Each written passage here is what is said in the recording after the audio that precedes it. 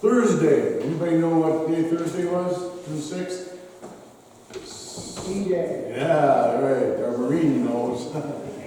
75th anniversary of the largest concentration of men and equipment ever in the history of mankind, before or since. Land, sea, and air, the invasion on Normandy, France, June 6th, 1944. Why the offensive? Why was there an offensive? Because 2.5 years earlier, on December 7th, 1941, Franklin Roosevelt got on the radio and he said, December 7th is a date which will live in infamy. The United States of America was suddenly and deliberately attacked by naval and air forces of the Empire of Japan. There's no CNN, there's no satellite, there was just what the president said, and the rest is pretty much our imagination. We're under attack. The Japanese attacked us. They were the Axis powers with Germany and Italy and a few others, and America now is thrust into this war, correct? Do you think that was justified? After being attacked and 2,400 people were killed, do you think it's justified that we now attack the rest of the world with our forces? Is that revenge? Yes, it is revenge. Isn't it? Isn't that what revenge is? When somebody does something to you, you do something back. Is that not right? I just was wondering, is revenge ever justified? You don't have to answer, you don't have to raise your hand. I'm just throwing some questions at you because Samson's premier prime motivator in his life was revenge. He was angry. The Spirit of the Lord came upon him with might and with power, and it says he took revenge. Is revenge a godly factor? Is that a part of our godly Christian heritage? Revenge? You gave me a left, so I gave you 2 rights, now we're even? Samson has just paid his debt when those 30 companions told him the answer to his riddle. He went down, killed 30 Philistines, took their plunder and their clothes and gave them to those 30 companions. And it says his anger burned. He was so angry, he left his wife in Timnah and went back to his mom and dad's place, about 3 miles away. That's where we're going to pick up.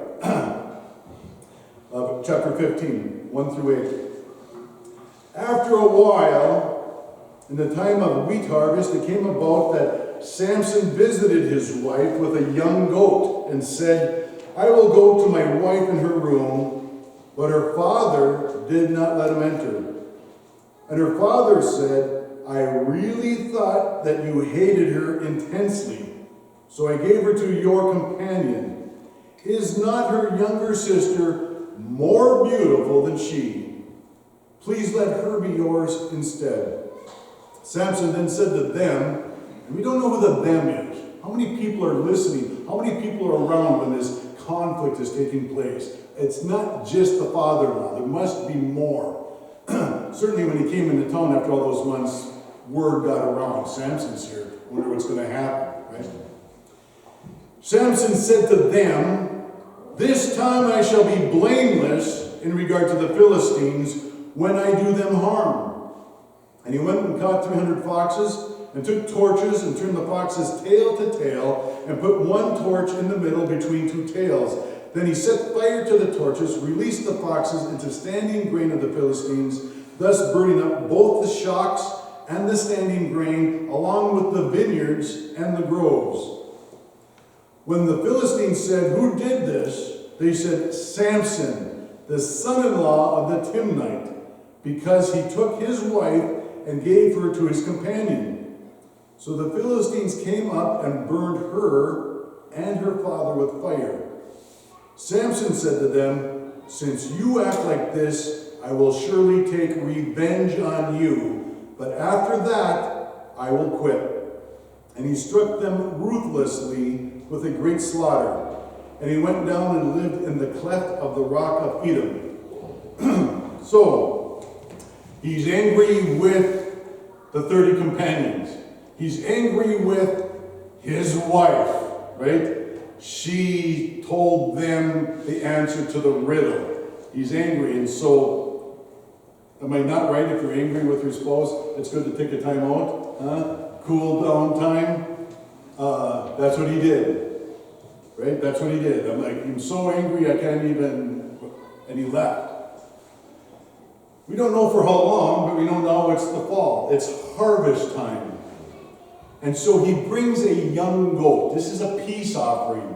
It's like, here's flowers, and can we go to dinner? I'm really sorry, I was acting so stupid, right? In a bit, that's what this young goat, it is a peace offering to the family. Even though it really wasn't him, it was the wife, right, who told the secret. But the companions who forced her to. So there's this back and forth conflict. He sees his father-in-law and he says, good news and bad news. What's the bad news?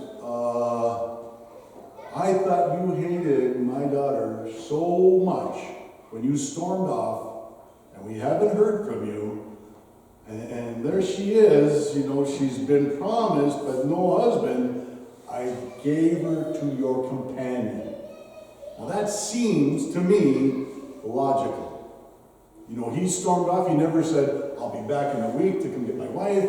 He never said, you're coming with me. We'll work this out back home. He didn't do anything. They only lived 3 miles away. He never sent word in all of that time, that you're still my wife. I'll be there when I cool off. Just give me some time alone, whatever. Nothing, right? No. The father-in-law never sent word to Samson and said, you left and you're so angry, I take it to mean that you are not going to complete the marriage, and so you're bowing out.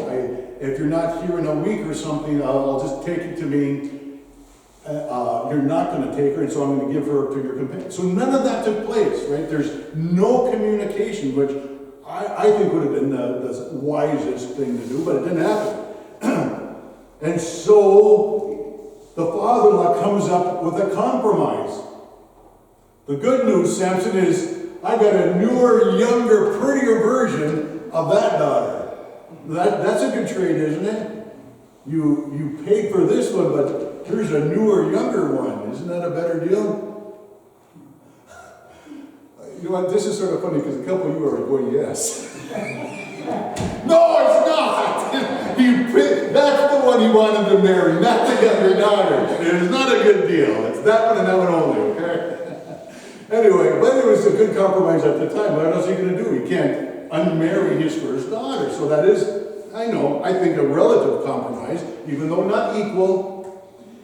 And he says, when he hears that, he's so angry, he says, I shall be blameless in what I do to the Philistines. Is that true? Are you blameless when you take revenge? Does that make you guiltless in your actions? We're all Americans here, and we all know about the Hatfields and McCoys, do we not? That was several decades of conflict between two families, started over a pig, who owned it, where dozens of people, not just family members, but friends of the family also died in this conflict over the years. Because one said this, and then it escalated to that, and then this, and no more. No, this, and no more. Who says it's enough? When does revenge ever stop? When does equality, who makes that decision to end that battle and that conflict? Payback has never resulted in conflict resolution. So, why, my other question is, reading this, why is Samson angry at the Philistines in general? Why is he not just angry at the father-in-law? Why does he not take his revenge out on the father-in-law only? Instead he's going to go after all of the Philistines. And it might be because the Philistines are like, we never wanted Samson in our neighborhood anyway. Marry her to a Philistine. That's who she is, right?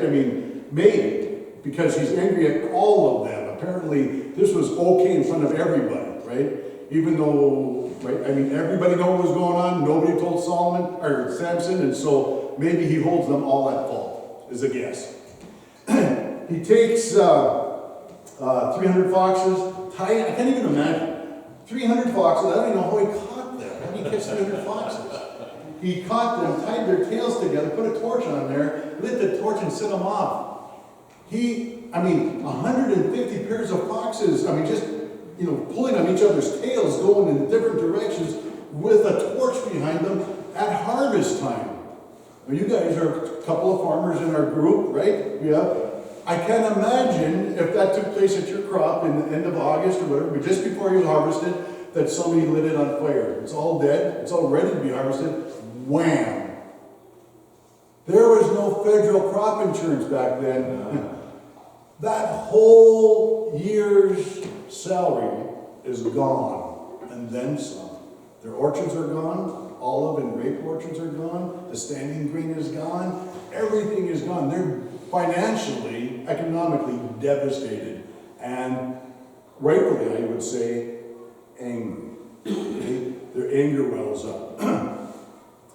Now, about revenge, restitution, getting back. There is a thing we like to call righteous indignation as Christians. We call it righteous indignation. Jesus taught, what do you do to an enemy when he slaps you on this cheek, you turn the other one? Yeah? Because we all do that, right? When the enemy asks you to walk that mile, let me do double what you've asked me, right? Because that's how we Christians are. We're so humble, and that's our state in life.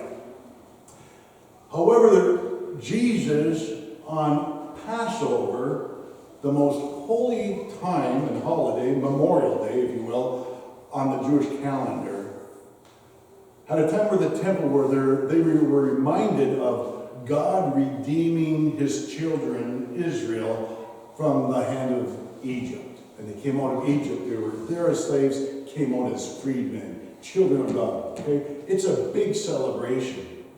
And the Pharisees were making it a time of really just marketing, profit, big bucks coming in. And so they had all these money changers inside the temple, just doing business like it was, the fair or something, the sidewalk days, right? And Jesus comes walking into the temple, and he sees, this is supposed to be a time of prayer and celebration of what God did, and they're looking at it like, here's a money maker for us. Jesus did not go, I wish somebody would change that. That just isn't right. This is my Father's house. It's a house of prayer, right? Jesus didn't give him one of those, Jesus didn't say, Peter, do you think we could get a few guys and see if maybe they would move this outside? Jesus saw what was going on. He saw the complete sin of it all, and his spirit welled up in him, and he didn't just ask people to leave. He made a cord of whips, right? And he took that, and he started whipping those men with that. And he turned over those tables, and it said he drove them out of the temple. Nobody held back. Jesus just, until they were all gone. He flushed them all out, however many that is. The temple's a huge area. It's probably 3 times the size of our lot here. Not just our church, I mean all of our property. It's a big job. But Jesus did it. Did you not know my house, my Father's house, is a house of prayer? You made it, right? Robber's den. Righteous indignation. He saw something, he didn't just sit back, he took offensive action because it was justified. Okay? You got to look at Samson in that light.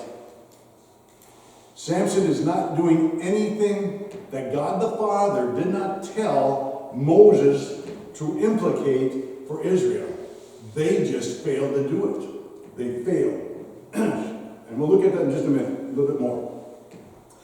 The Philistines find out it's Samson. And so what do? They take revenge. But not on Samson. On the father-in-law and the daughter. Well, that didn't make sense to me. Other than what they're saying is, you caused Samson to do that, so we're going to burn you. They never, why would they go after Samson? But they don't. They didn't go after Samson for that. But when Samson found that out, right, now it's his turn, right? He says, I'm going to take vengeance, but after that I'm going to quit. Really? Really? So you did this, then you did that, and then you found out, and now it's over here, right? And now you say, this is what I'm going to do. I'm going to wipe all these people out, and then it's a done deal. That's all. Is that how conflict works? Anybody?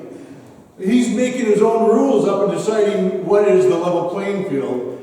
And so his revenge is to ruthlessly attack the people in Timnah. Ruthlessly means something like a tornado going through the land indiscriminately. It just hits wherever it hits, destroys whatever it's in its path. That was Samson. Whoever and whatever was there, he wiped it out. Don't know how many, but it happened. Now I want to bring up two things. One is, sometimes God uses man, and sometimes God uses his miraculous power to judge people. Noah did not cause the flood. God did. Destroyed the whole world. Right? Sodom and Gomorrah. During the time of Abraham, God did not tell Abraham and his 300 men to go into Sodom and Gomorrah and wipe them out. God did that. Do you remember when the sons of Korah wanted conflict with Moses and Aaron into the leadership? God opened up the earth and 300 men dropped in, and their families dropped in alive in the middle of the earth, and then it closed up. Supernatural. Elijah, he's on a little hill, and a captain of 50 men come to go get him. Fire came down and destroyed twice. 100 men destroyed. Until the third guy said, you're a great prophet, please, save me, right? Humbled himself. The point is, sometimes God does some supernatural things, but most of the time he uses us. He uses his people. He raised up Israel to defeat Canaan because of their worship. They were burning their children in fire. God couldn't stand that anymore, and so he raised them up and said, you have to destroy everything that has breath in it. You can't let any of them live. They can't go on. They've crossed a line that they cannot come back from. You can't cohabit with these people. You cannot marry them. You cannot have a treaty or a pact with them. And they failed. They did allow some of them to live, and that's why the Philistines are there at this time. Okay? So sometimes God does stuff, and sometimes man. And in this case, it's only one man. It's just Samson. So I'm looking at revenge, but I'm looking at what God's law was for them at that time. I got to say that because I don't want us to start going out and, be all, Samson did it, so I'm going to do it. So don't do that. Let's finish. Verses 9 through 20. The Philistines went up and they camped in Judah and spread out in Lehi. The men of Judah said, why have you come up against us? And they said, we've come up to bind Samson in order to do to him as he did to us. Then 3,000 men of Judah went down to the cleft of the rock of Edom and said to Samson, do you not know that the Philistines are rulers over us? What then is this that you have done to us? And he said to them, as they did to me, so I have done to them. And they said, we have come down to bind you so that we may give you into the hands of the Philistines.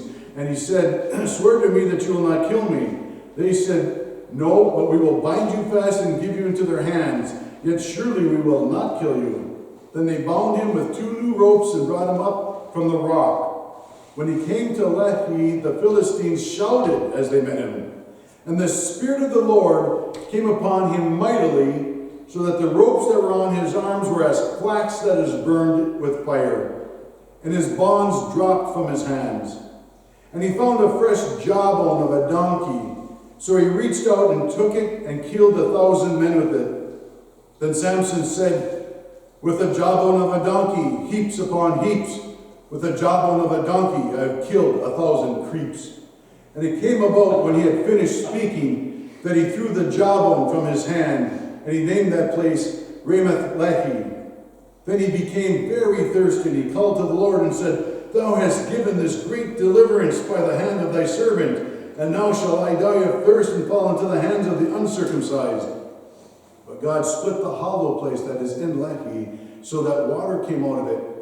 When he drank, his strength returned, and he revived.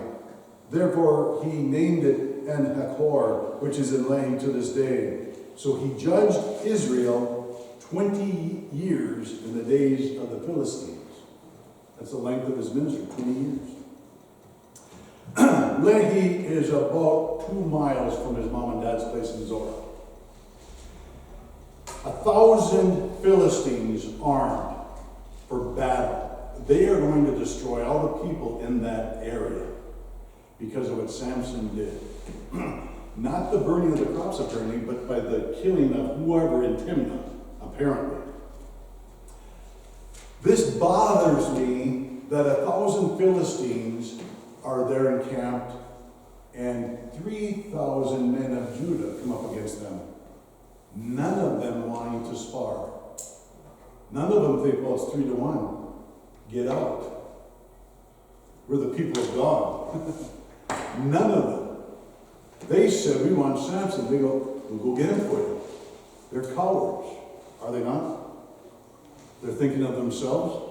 There's something that has changed in the men of Judah from Judges chapter 1. And we're going to look at that in a minute.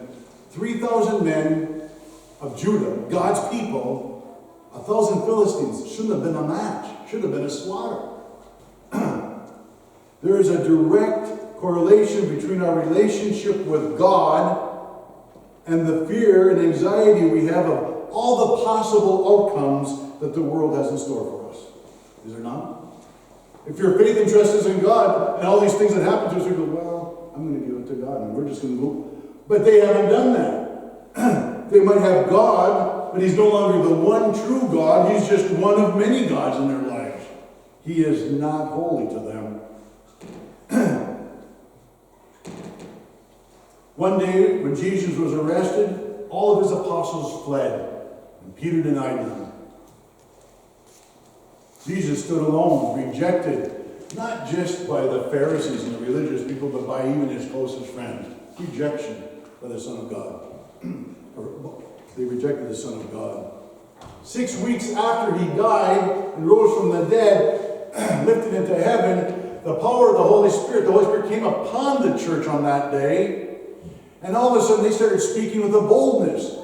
They were not hiding anymore in that upper room, fear and trembling of what might happen to them if they did preach that gospel message that they'd heard for the last 3 years as ministers of that gospel. Now all of a sudden they were emboldened to go preach to the thousands and tens of thousands that gathered around. They didn't care if they got arrested. They didn't care if their property was taken from them.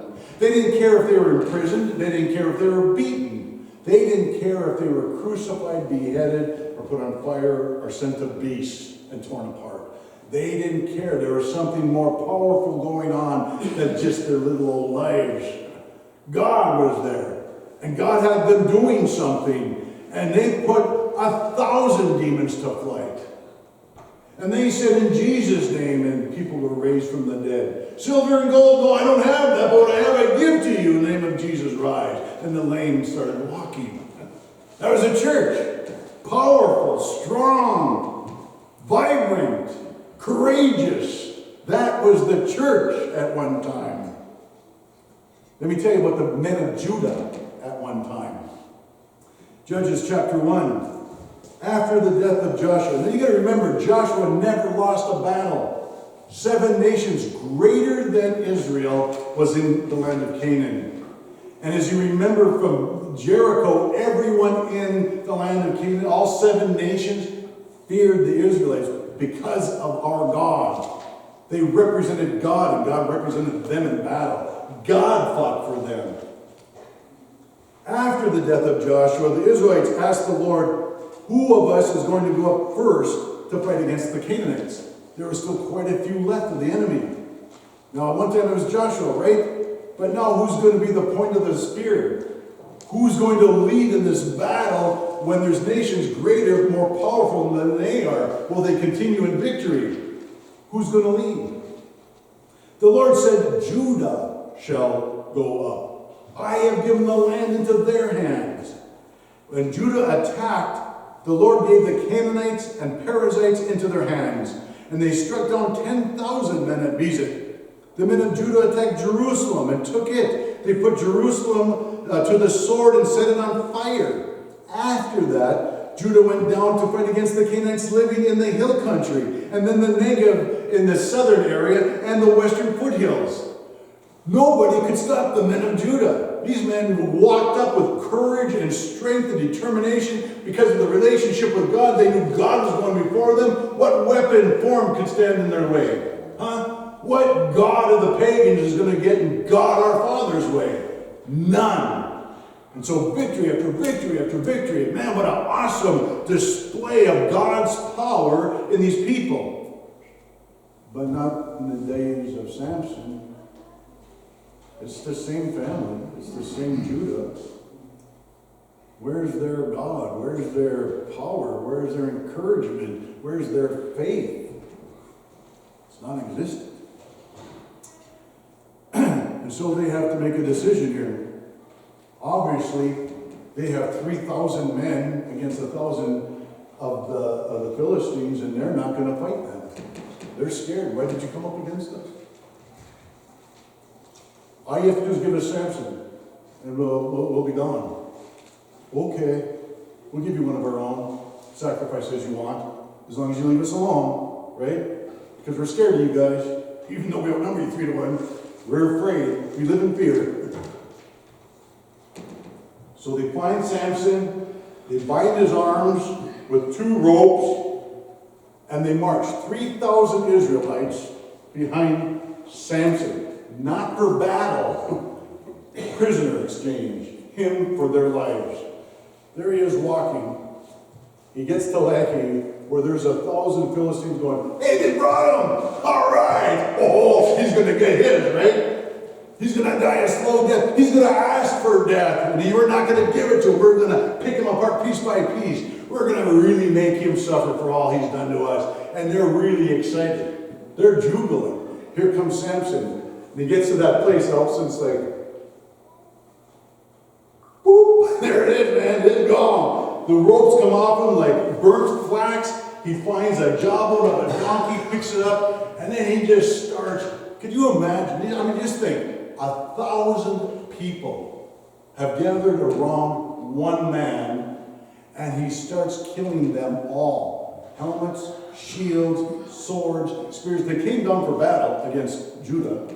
And so they're equipped for battle, and all he's got is this jawbone, and he kills 1,000 men. I mean, he must just wham, all headshots, wham, just like Babe Ruth hitting a hardball.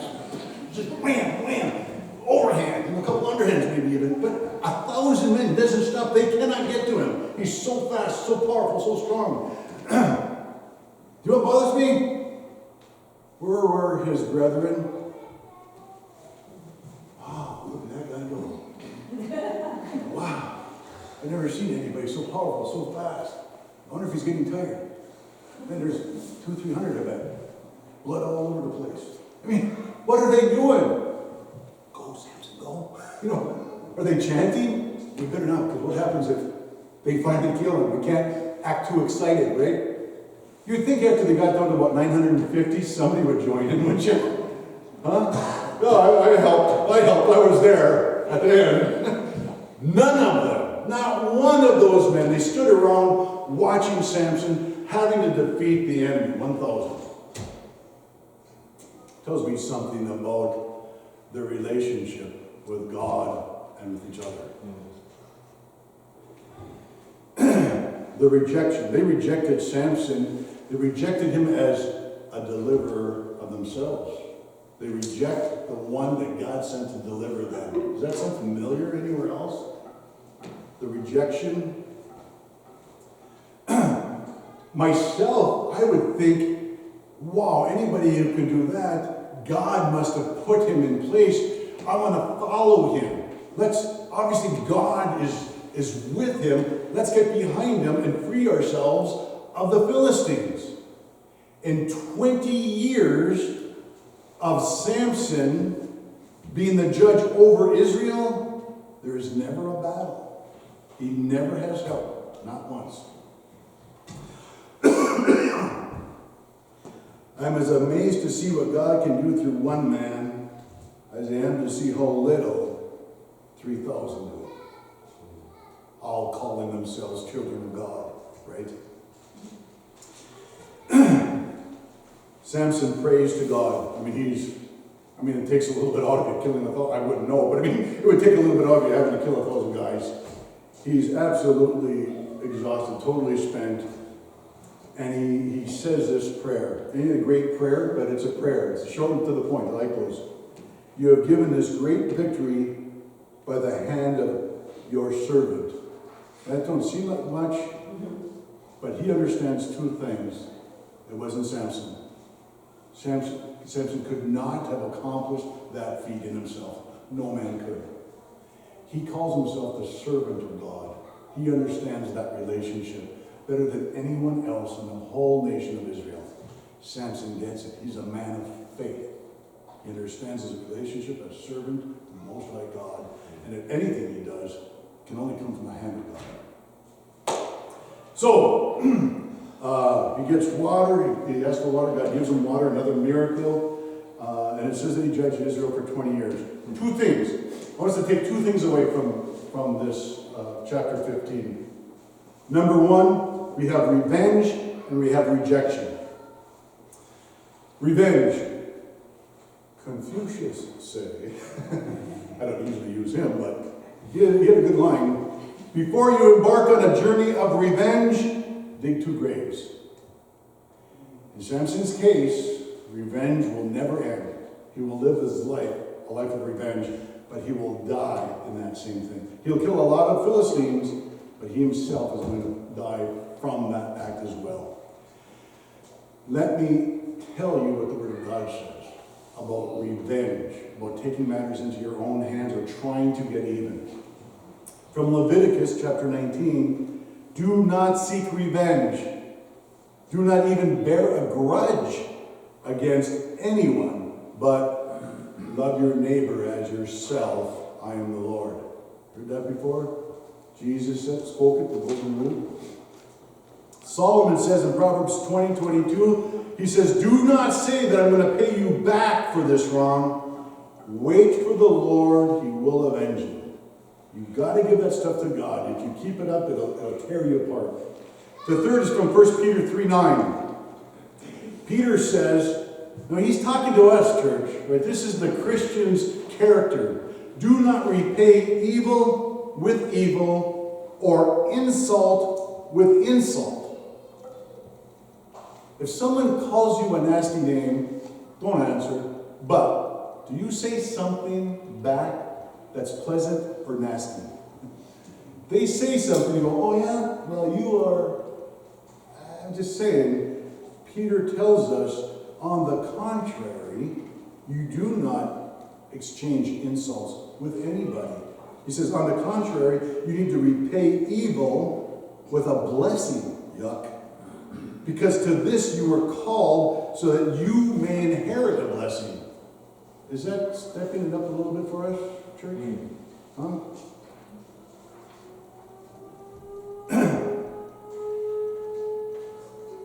The second is how lonely it is in the ministry for Samson. He was all alone. But certainly you and I, in parts of the world where maybe your business or school or wherever you're at, oftentimes you are in a huge minority, are you not? You're kind of alone. Not nearly as alone as Samson, what he's got to do, but still there's this feeling of rejection. They reject their deliverer. I'm going to leave you with what Jesus said, Mark chapter 12. When the Pharisees are in conflict with him, he says that the stone which the builders rejected, this has become the chief cornerstone. He's talking about Jesus and their rejection of him. In Luke chapter 17, he tells his disciples that the Son of Man must first suffer many things and be rejected by this entire nation, or generation, by the whole generation. In John chapter 1, verse 11, John says that Jesus came to his own people, his own brethren, the ones that should have known about the Messiah. And those who were his own would not receive him. They rejected Jesus, rejected his word. However, John says this, and this is for all of us for the day. Every one of you, every one of us who would receive Jesus Christ as Lord, to him who believe in his name, he gives you the right to be called children of God. Amen.